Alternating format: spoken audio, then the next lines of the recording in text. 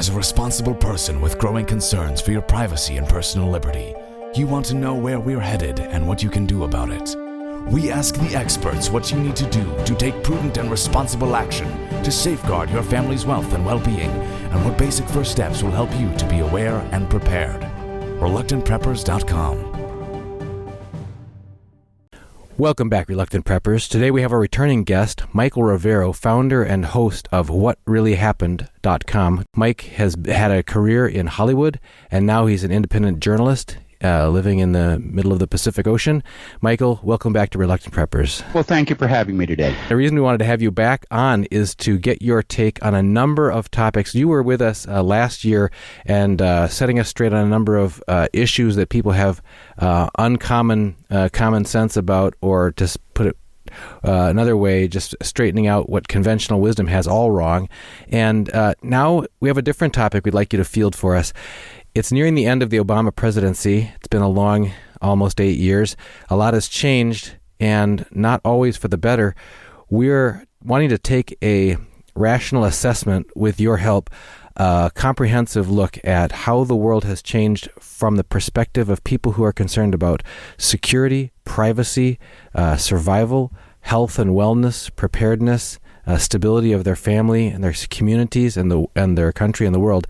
And I thought if you could let me just toss out a topic at a time, and we can put together Obama's scorecard from the standpoint of preppers, and starting from a macro view of some global and national scale issues that are of vital importance to risk or health of our world and nation, and then taking it right down to the individual family where we live. So are you game for that? Absolutely. All right, so let's, with your help, let's put together Obama's prepper scorecard. So first, at the macro level, are we better or worse off? Are we safer or more at risk than we were at the beginning of the Obama regime? First topic, global economic stability.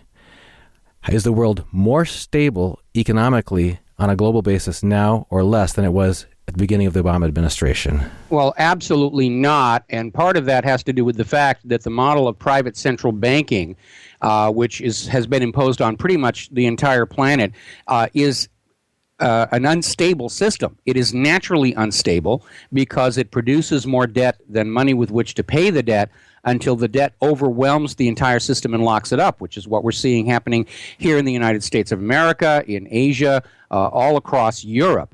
And it is a problem. Private central banking is set up to enrich the owners of the banks at the expense of the people, but it can't last forever. Sooner or later, the debt builds to the point where the system comes crumbling down. Now, in the past, when individual nations with private central banks hit that crash point, the other nations with private central banks would pour in and restart the system all over again. But today, because of economic globalism, it looks like the entire system could come down all at one time. And in the long run, that's a good thing, because it gives us the opportunity to stand up as a people and say, no more private central banks. We want to go back to the economic model that worked for the new United States. Government-issued public currency managed as a public utility and not a privatized for-profit operation. And we've also heard from some other guests that this is maybe the first time, or is the first time in history, that all the nations of the world have currencies that are based on nothing but debt, just fiat. And also the Eurozone described as just a set of dominoes ready to fall, with the most wobbly ones that people are familiar with, whether it's Greece or Turkey or whoever on the one end, ready to take the rest down. So. Well, actually, right now, all eyes are focused on Deutsche Bank, because right now Deutsche Bank is running something like $260 billion into the red. Technically, they're already insolvent, but they're being propped up and allowed to continue because there's a huge derivatives nightmare tangled up in that. And unfortunately, all of these private central banks and their servile governments have been doing whatever they could think of to keep the system going: bail-ins, bailouts, TARP, quantitative easing, negative interest rates. But they've pretty much run out of tricks at this point. And the net result is that confidence in the public in the banking systems has been eroded to a very high degree by seeing all the rigging that's been going on, whether it's LIBOR, gold and silver prices, and people are basically becoming banking heretics because banking is not a science. It's actually operating like a religion where there's an arbitrary set of beliefs and rules that you are indoctrinated with to make you think this is the way the world is supposed to be, and it's set up to benefit the clergy, meaning the owners of these private central banks. And they've been playing this scam on planet Earth for about 300 years, and it looks like we could be on the verge of seeing the whole thing come crashing down. So that was topic one, global economic stability. Topic number two, global political stability. Is the world better off or worse from a global political stability standpoint than it was 8 years ago?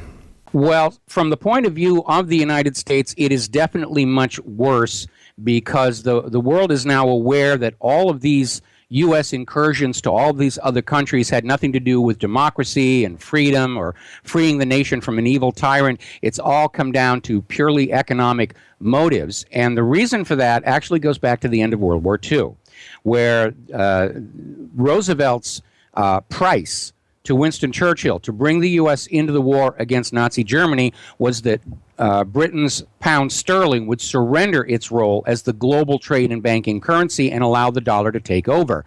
Churchill was eventually forced to agree to that, and that's when Roosevelt goaded the Japanese into the attack on Pearl Harbor to get the American people into these wars.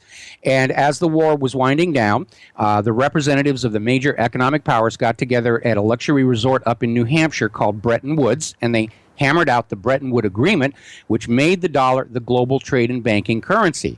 And the U.S. economic system made a huge profit off of that because before anybody could do any commerce across a border, they had to first come to the United States of America and either borrow Federal Reserve notes at interest, or they had to bring us manufactured goods or agricultural produce in exchange for stacks of ink and paper. And much of the post-war prosperity that the United States experienced was because of this. And over the decades, our economic system and political system became very lazy. They had all this money coming in, guaranteed flow. They allowed our manufacturing to decline in quantity and quality. And nobody wants to buy our agricultural exports because of the GMO problem right now. So the U.S. is now dependent on the income that it gets from the world being forced to use the U.S. dollar. And as a result, anytime a country tries to break away from that, war is the inevitable result. And I'll give you two examples. In 2002, Iraq got permission from the United Nations to sell Iraq's oil for the euro. 1 year later, screaming nuclear weapons of mass destruction, the U.S. invaded Iraq, killed Saddam Hussein, and put Iraq's oil back on the world market, but only for the U.S. dollar. Down in Libya, you had Muammar Gaddafi, which everybody said he was doing a great job for the Libyans, and then all of a sudden he kicks out Libya's private central bank. He establishes a state bank and a value-based currency, the gold dinar. Then he announces to the rest of the world that Libya's oil is for sale, but only for the gold dinar. The U.S. invades Libya, kills Gaddafi, sets up a new private central bank. The gold for the gold dinar is vanished, and Libya's oil is back on the world market only for the U.S. dollar. And we are seeing this same pattern being repeated in country after country after country. Back in 2013, the European Union was trying to woo Ukraine to merge with the European Union and move under the slavery of the European Central Bank. Ukraine said, no, actually, Russia's making a better deal. So the U.S. goes in early 2014 with a covert coup d'etat, drives the legitimate government of Ukraine out of power, and installs a junta centered around Poroshenko, which has led to civil war and much suffering all across the country. Poroshenko, of course, obediently is dragging the Ukraine into the European Union. So it's all being driven by money and whose currency everybody is supposed to use for the next 100 years. And other, if you could speak just a moment about the strength of our U.S. allies and alliances specifically, the loyalty that, the strength of and character of the loyalty that we enjoy, the goodwill of our allied nations now versus 8 years ago. Well, that is eroding rapidly. First of all, Russia, 8 years ago, Russia was everybody's friend, a friend of the U.S. We were doing business across our borders. Obviously, Russia is being set up to be the enemy. We're seeing constant propaganda. They're trying to basically take us back to the Cold War era of the 1950s and 1960s, where they just shout Russians at us and we will wet ourselves and fling our money and our babies onto the enemy's bayonets here. It's not really getting a lot of traction. There's a great deal of concern over the fact that many of the countries in the European Union are very tired of the economic harm they're suffering under U.S.-backed sanctions.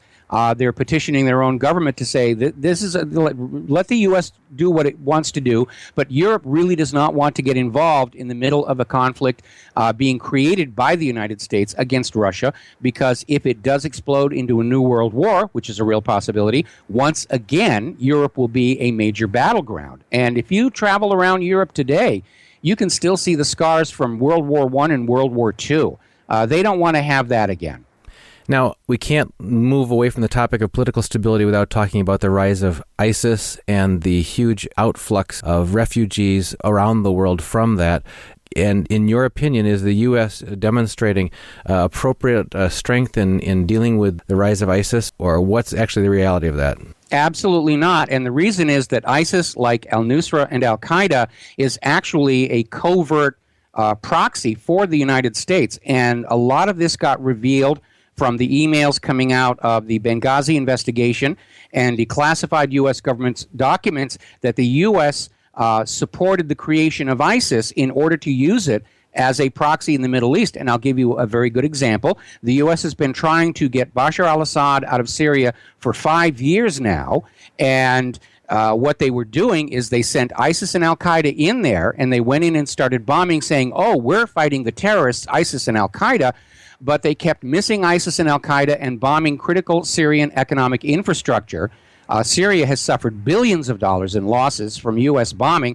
And, of course, the Russians come on in at the invitation of the Syrian government, something the United States does not have, and showed very quickly that had the U.S. really wanted to go after the terrorists, they would not have lasted very long. And now the U.S.-backed terrorist groups are basically down to their last stronghold in Aleppo, and the U.S. is desperate to regain the initiative in Syria, which is why we have Saudi Arabian and British and U.S. troops literally on the border of Syria ready to launch a ground invasion.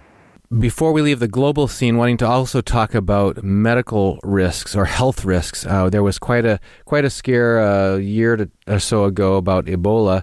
Now they're talking about the Zika virus, and there's been plenty of talk about toxins in the environment. Are we, as a global community, as a global residents of planet Earth, are we better or worse off from medical risks now than we were 8 years ago?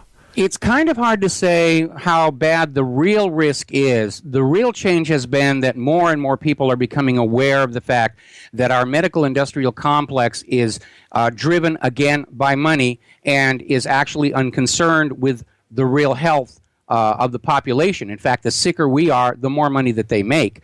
And there's a tremendous concern over this rush for mandated vaccinations, which are huge moneymakers for these corporations.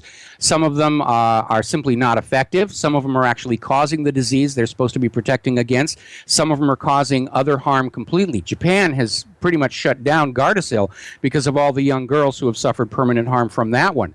But here in the United States of America, because our government is so deeply in debt and broke, their attitude seems to be anything that makes money is good, anything that gets in the way of that is bad. And as a result, concern and care for ordinary people is just not there anymore. And I think the water situation in Flint, Michigan illustrates that perfectly.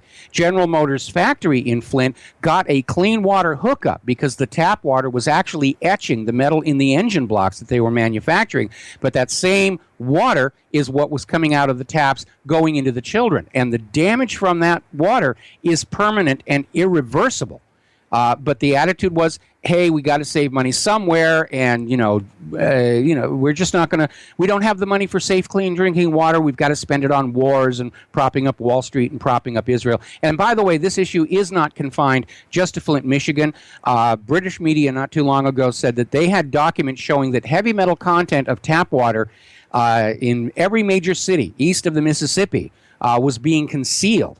and underreported. Now, that doesn't mean the west half of the United States is necessarily safe. It's just the documents the British media had were only for cities in the eastern part of the United States. But we know they've had a toxic water scandal up in Ohio, parts of New Orleans, Baltimore, and Boston. It's everywhere. And over at my website and radio show, we've been encouraging people to buy a tap water testing kit of their own. They run about $20. And it allows you to test your water for lead content, pesticides, all sorts of things, and you can find out if your water is really safe to drink or not. And remember, all of this feeds into the plan to turn water into a commodity. And it wasn't, I think, more than a year ago, the CEO of Nestle declared that water is not a right for people, that it should be owned by corporations and commoditized. And as you know, Nestle has this huge scandal going on out in California where they are just sucking huge amounts of water out of one of the few remaining safe aquifers. And they're doing it on the basis of a permit that expired years ago. That's in court. But Nestle sucks out California's water, puts it in bottles, and sells it back to the California people for $2, $3 a bottle, as opposed to what they were paying for it to just have coming out of their tap in their homes all along. And it's a serious problem. And obviously, Nestle would like our tap water all across the country to be unsafe to drink. Because that way they make more money. The situation in California is complicated by the fact that 2 of the state's largest aquifers have now become contaminated by fracking fluid. And the shortage of clean, safe water is so bad out there, they're starting to irrigate crops in the farms using the fracking contaminated water. And nobody has really taken a good look at those fracking chemicals, how deep into the food they penetrate. But it's just a reckless disregard for health and safety in the quest to get another buck. Yeah, that's another thing that always strikes me is as certain types of cancers, especially breast cancer and others, are on the rise, people don't seem to be, they're racing around for the cure supposedly, but they don't seem to be asking, wait a minute, what changed? What happened here? What's different? And answering some of those questions that may be more obvious once we just look at the things that we're being exposed to. Just for you reluctant preppers, just a note that in the last year, our family put in not only a whole house activated carbon water filter, but also a reverse osmosis 5-stage filter. We can talk about more about that and show you photos of it in a future episode. But I'm glad you brought up the thing about water access and water safety. And now bringing it down to the domestic scale, how about you? Well, can I have a comment to make, though. Go ahead. Okay, where we're seeing all these organizations, we're seeking a cure for cancer, we're seeking a cure for AIDS, no, they actually are not. Nobody wants a cure. A cure is bad business. What they want are treatments. If you have a case of the creeping blorch and I cure you, you'll pay me that one time and then you are gone. But if you have the creeping blorch and I am giving you month-to-month treatments, then you are a permanent source of revenue. And the pharmaceutical industries aren't really interested in curing anything. What they want, what the big money thing is constant, ongoing treatments for the rest of your life. Just in the last month, I've had one doctor prescribe me a ongoing treatment that would be $300 a month, and now a second doctor prescribed me something that would be $700 a month. And I can hear exactly what you're saying, because neither one really results in complete healing and health. No, if everybody in America was perfectly healthy, the medical industrial complex would collapse overnight. They are dependent on us being chronically ill, whether it's from poisoned tap water, chemicals in our food, reactions to GMOs and vaccines. They absolutely are dependent on us being constantly ill with something that they can sell us a product. And sometimes they make stuff up. The guy who came up with the attention deficit hyperactivity disorder, shortly before he passed away, he went public and said, it's a fictitious disease. It doesn't really exist. It was created to sell pills to parents to give to their children. There's a whole bunch more information available about that. I think we're going to have our off-grid physician on in a few weeks, guys, to talk about connections between nutrition, the toxins in the environment, and such things as attention deficit or what may be misdiagnosed in many cases. But so stay tuned for that. And Mike, if we could bring you to the national scale now, we've been talking about global issues up to now. How about U.S. border security? Is our country and the borders of our country more or less secure now than we were 8 years ago? Oh, they're far less secure. I mean, the Obama administration has a policy of just opening the borders and allowing everybody to pour across We've got a huge illegal immigrant problem. They're being deliberately spread out over the entire country to make it that much harder to collect them all together. And we're not really sure what the agenda is. Certainly, it's a new source of very cheap, below minimum wage labor for industry to use. Most of them are presumed to be voting Democratic.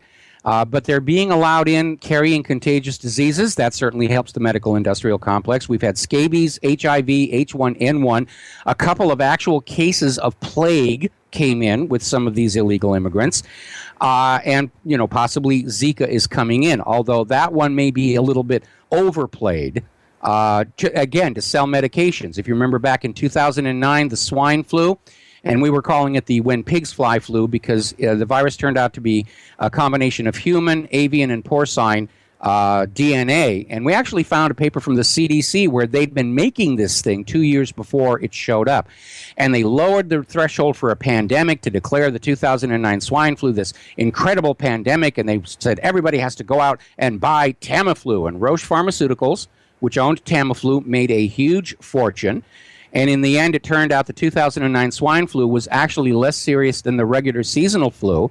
And studies done in Britain proved that Tamiflu was no more effective against the flu than over-the-counter acetaminophen. It's just all about making the money with fear-mongering. And Zika may be the same because this claim that Zika is responsible for the microcephaly in Brazil is being disputed, and rather convincingly. Now, turning our attention to still at the national level to the economic threat level, we've certainly seen a dramatic rise in the national debt over the past administration, and we keep hearing about derivatives exposures of these too big to fail brokerage houses and that sort of thing domestically, as well as but reassuring words about, but don't worry, your stock market valuation is good and your real estate valuations are up there, so things are, happy days are here again. But what's really going on with the U.S. economic threat level? Are we better off or worse off than we were 8 years ago? Oh, we're much worse off. We're much, much worse off. But then we've always been headed in this direction. And this goes back to what I said earlier in the program about private central banks being naturally unstable because by design they produce more debt than money with which to pay the debt until the debt swamps the system. Now, the stock market being used as a propaganda banner goes all the way back to the Bill Clinton administration when they established the President's Special Working Group on the Markets, which is known more commonly as the Plunge Protection Team. And they would basically go on in there with tons of instant money provided by the Federal Reserve and keep the market climbing upward so that Bill Clinton could wave that around and say, see, the economy is doing really good. We've got this high stock market, and if you're hungry and jobless and everything, it's got to be your own fault. And meanwhile, of course, he was plundering the Social Security Trust Fund to come up with his federal budget surplus, which is why Social Security is in trouble today. But the market was hideously overvalued. The short sellers were being just absolutely creamed by all this chicanery. I mean, what the Plunge Protection Team is doing would be a crime for anybody else. What's happening right now today is that everybody has come to understand that the stock market is being rigged. And the old investor wisdom of the trend is my friend has been abandoned, and people are now selling the rallies. Every time the Plunge Protection Team shoves the market up, everybody's saying, okay, this is a good time for me to start getting out. And they're bailing. There's a huge surge of demand for physical investment metals, silver and gold. Nobody wants the paper contracts. They're already leveraged 500 to 1. And what has happened is the economy, again, it's naturally unstable, and they've run out of tricks by which they can appear to be in control. But you're absolutely right. The corporate media is saying, look, it's all fine. There's a recovery. Earlier this week, they came out with this idea that the unemployment number is down around 5%. And that is a flat-out, absolute lie. There are almost 100 million people in the United States of America willing and able to work who have not been able to find jobs for years. But they are put in a separate category from the recently unemployed. And that's how the government can go from 100 million jobless Americans to a 5% unemployment rate. They're basically cooking the books, is what they're doing, so that they can go on reassuring the public everything is just hunky-dory. Now, equally serious is the viability of the U.S. Constitution and how it's been upheld or trampled in the past 8 years. There was a lot of concern from during the prior administration, during the Bush administration, about the so-called Patriot Act being a great reduction in actual personal rights and liberty, trampling on some of the Bill of Rights. So what has happened in this past administration, the Obama administration, about our constitutional rights? Well, again, we're seeing the government just openly violating our protections under the Constitution. And again, they were doing it all along. The NSA spy scandal actually has its roots all the way back in the 1980s with a program called Echelon, or Five Eyes, which was a group of 5 nations got together, and they evaded their own government's laws against spying on their own citizens by spying on each other's citizens and then trading the information. They don't even bother with that kind of deception anymore. It's just out there. We're spying on everything you're doing. It's a violation of the Fourth Amendment. And my position is very simply, the Constitution and the Bill of Rights is the original contract with America. It's the rules under which we, the people, allow the government to act as a caretaker of our national sovereignty. And if the government isn't playing by the rules, then it's not a legal, legitimate government.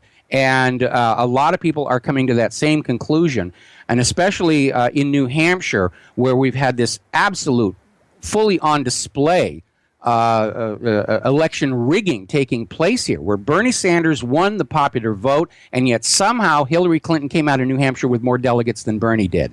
And everybody is now looking at this and saying, okay, we're being told that we no longer have any control over our government. Why then are we somehow responsible for that government's out-of-control spending? Now, further on the topic of constitutional rights, if you can talk a little bit about specific actions that have been taken during this last administration that have in clear violation of balance of powers or appropriate roles of police or upholding or enforcing the law selectively. Is there specific examples you can give us that really drive that point of whether our constitutionality of our government is being maintained or not? Well, I think one of the most obvious examples is Obama's use of the executive order as an instrument for creating policy from his desk. And it didn't start with him. We were seeing it back in the Clinton administration. In fact, there was sort of an inside joke at the White House, stroke of the pen, law of the land, pretty cool. But you need to understand that the constitutional purpose of an executive order is to execute the will of the Congress. That's why it's called the executive branch. And an executive order is technically only binding on agencies of the executive branch, Department of State, Department of Justice, and so forth, in order to implement the laws of Congress. Now, Congress has actually allowed the president to get away with using executive orders for purposes that it was never intended to, such as revising and changing Obamacare from Obama's desk when that is actually the province of the Congress to do. That's just one example. The continuing erosion of our rights to privacy, the allowance of the police to just go on out and do warrantless searches of our cars, the NSA's intrusion into our lives, the spyware that's now built into every electronic device. Clearly, our government has taken the attitude of the Constitution shouldn't apply to them anymore. It's just getting in the way. If you'll remember, George W. Bush was caught with that comment about the Constitution being a blankety-blank piece of paper. That really is the prevailing attitude. In fact, not too long ago, the FBI actually produced a pamphlet to distribute to police departments on how to spot potential terrorists. And one of the criteria in there to declare somebody a potential terrorist was anybody talking about the Constitution and the Bill of Rights as the ultimate law of this land. So we're in a situation where the government is not only ignoring the Constitution, they have become hostile to it and to those of us who still think the Constitution applies today. Now that leads into the next question about domestic civil stability. We've seen summer after summer, and it seems like every quarter of the year now we've got another riot in a different city in the U.S. about often these they're propagated as racially biased or racially based, but we see President Obama weighing in a very lopsided manner on these issues. We see the Justice Department being deployed in a very lopsided manner. We see the press reporting, even using the terminology that they use when they talk about suspected perpetrators or victims it seems to be racially skewed. And we also see injections of militarized police forces and talking about how this is necessary at the same time that there's aspersions being cast about the trustworthiness of police forces. It seems sometimes to the average observer that there's almost an intentional buildup of tensions towards people expecting that there's going to be martial law or martial involvement in things and pitting people against their own law enforcement or against each other. Is this just an illusion, or is this what's actually happening? And is it? No, this is what's going on here. I mean, for any government that is abusing and exploiting its people, the one thing they're most afraid of is all the people uniting together in opposition to the government. And so divide and conquer is a very common tool of domestic statecraft, and it's certainly nothing new. If you go back and you study the history of the FBI's COINTELPRO program of the 1960s, and you will find that the FBI was going on out and deliberately creating racial tension in order that the black people and white people would be screaming at each other rather than uniting together in opposition to the war in Vietnam. One of the most notable stories to come out of that was the Black Panther coloring book. Now, the Black Panthers, when they originally started, they were all about making sure ghetto children were getting a healthy breakfast so they could go to school, and they wanted local control of the curriculum, which even back then the federal government was out there saying, no, we'll decide what your children need to know. We're following the Prussian model of education. And it came out when the lid was blown off COINTELPRO in the 1970s. It turned out the FBI had put out that coloring book, and it was filled with these horrible racist images of black people killing white police officers, and it wound up being distributed to white neighborhoods. When I living with my parents in West Covina, we got one in the mail. And we were living in a neighborhood that had almost no black people. And I was, why are we getting this thing? And as it turned out, we were the target audience. The goal was to get white people suspicious and afraid and angry with the black people, so we would stop listening to some of the legitimate grievances of the civil rights movement, including the fact that blacks were predominantly put on those front lines out in Vietnam. But this kind of divide and conquer situation is a regular tool of the government, whether it's blacks against the whites, men against women. They did that in the 1990s, and they're trying to revive that again to support Hillary Clinton. Young against the old. It's constantly trying to keep society fragmented and at angst with each other, so we can't unite together as a single people and stand up and say, you know something, our problems are all coming out of Washington, D.C. and Wall Street. It's time to fire them. And so, yeah, they were trying to fan up the racial tension to keep us divided against ourselves, to give politicians something they could campaign on that wasn't the wars or the economy. But at one point, it almost seemed like there was this push to try and create a situation that would lead to the martial law that you're talking about. And there were a couple of incidents that looked like they were setups to try and get martial law. The first one was Adam Kokesh when he was going to do his armed march into Washington, D.C. That fell apart, though. Nobody wanted to sign up for that. And then you remember the Trayvon Martin, George Zimmerman case, and it went to trial, and the whole week before the verdict came back, the corporate media was all about, oh, there are going to be race riots in cities all across America. It's going to be just like the Rodney King riots, only right in your neighborhood. And they were just fanning the flames of fear. And then Zimmerman was acquitted, and nothing happened because the black people and the white people both recognized a setup when they saw it. And there were some pictures of violence out in Los Angeles that were obviously staged. I remember one picture where there's this black guy throwing a trash can through the window of a store, and it's a brand new trash can from the hardware store, had never seen garbage in it. And the reason they had to do that is because the trash cans that are on the streets of Los Angeles are bolted to the pavement. So they had to bring their own to stage this photograph. And sometimes, I think Americans are only just now waking up to just how much the government and the corporate media lie to us all to get our obedience, to get our money, to get the lives of our children for their wars of conquest. Turning to the economic health of U.S. states and cities, we've been talking about both global and national, but what's it like at the state level or at the city level in the United States? Are our states and our cities in better shape or worse shape than they were 8 years ago? Much worse shape because, first of all, federal funding for infrastructure maintenance has been cut off. We're literally living in a wartime economy. They don't want to admit it, but that's what's going on. As the economy has slowed down and people are losing their jobs, local and state tax revenues obviously are in decline. But behind that, there's been another situation, and that is that over the last 15 years, the federal government is taking tax revenues out of the states, but it's returning less and less, along with the unfunded mandates. You know, we order you, the state, to do this, and you're going to have to pay for it. And what this has done is transfer some of the federal government's debt onto the states to try and hide the true scale of the problem. And now, of course, those states are dealing with that accumulated debt, no revenue with which to deal with it. Here in Hawaii, they're talking about the state being bankrupt by the end of the year. And again, it all goes back to that model of private central banking that creates more debt than money with which to pay that debt until the system locks up. And that's exactly what we're all going through right now. Now, you mentioned U.S. roads, infrastructure, that sort of thing. What other aspects of the U.S. infrastructure are we in better shape or worse shape than we were 8 years ago? Again, we're in worse shape because infrastructure is being neglected, whether it's the water system in Flint, Michigan, the aqueducts out in California. They're cracked and leaking fresh drinking water into areas that don't really need it in the terms of millions of gallons. We know that they're having problems with the Indian Point nuclear reactor is leaking tritium into their groundwater.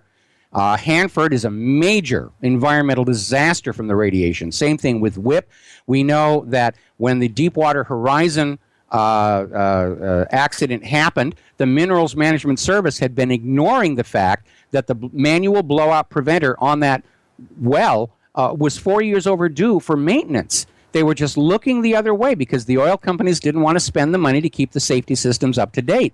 And this kind of neglect, sooner or later, it catches up with you, where the trains are going to start falling off the tracks, the power system's going to become unreliable, and the cracks are starting to merge together. And when they do, you're going to see like major sections of our entire system blowing out.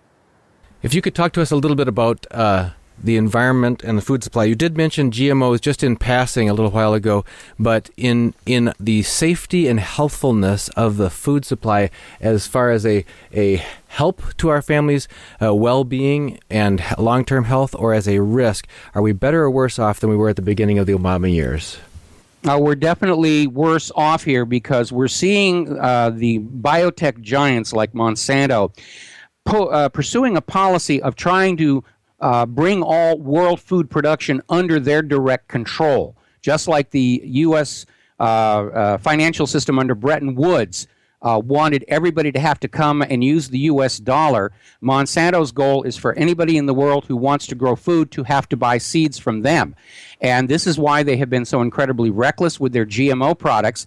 They actually want contamination of the natural varieties, and it's caused huge economic damage for growers in the United States of America who think they're growing natural organic crops, and then they export it to a country like China, which bans GMO, and the shipment is turned around because they'll run a lab test on it and they say, no, this is genetically modified. And Monsanto's official position is that if you have a 10-yard barren barricade around your GMO field, it's perfectly safe. And that's nonsense, because we had an incident about a year and a half, 2 years ago, where wheat farmers in Oregon discovered their wheat had been contaminated by a non-approved GMO pollen that had blown in from test fields several states away. Now, they do a lot of that testing here in Hawaii, under the idea that if something pops out of the garden that starts eating the tourists, we're out here in Hawaii and there's some reasonable safeguard against its getting back to the mainland. But that's absolute nonsense when you remember that when the first humans showed up here in Hawaii, it was already covered with trees and flowers and plants and birds. We're not biologically isolated from the rest of the planet. And adding insult to injury, I've heard, following on the story that you talked about, where non-GMO producers who have complained that their crops were contaminated with GMO, actually getting sued by the GMO producing companies for royalties and license fees for using their GMO technology, which the farmers had absolutely no intention or interest in doing, actually. So first we'll attack and contaminate your crops, and then we'll sue you for using our technology against your own will. Well, again, as part of global domination, I think this explains why the courts went along with this absurd argument. When GMO passes from a field where it's wanted to a field where it's not wanted, it should be treated as an industrial accident and a contamination and a pollution. But the courts have been going along with these biotech companies saying, well, they're using our technology without our permission, we're going to sue them. And the courts are saying, yep, that's absolutely the case here, even though they didn't want it. And as a result, a lot of small farms are being absorbed by these giant agricultural corporations piecemeal from all these lawsuits.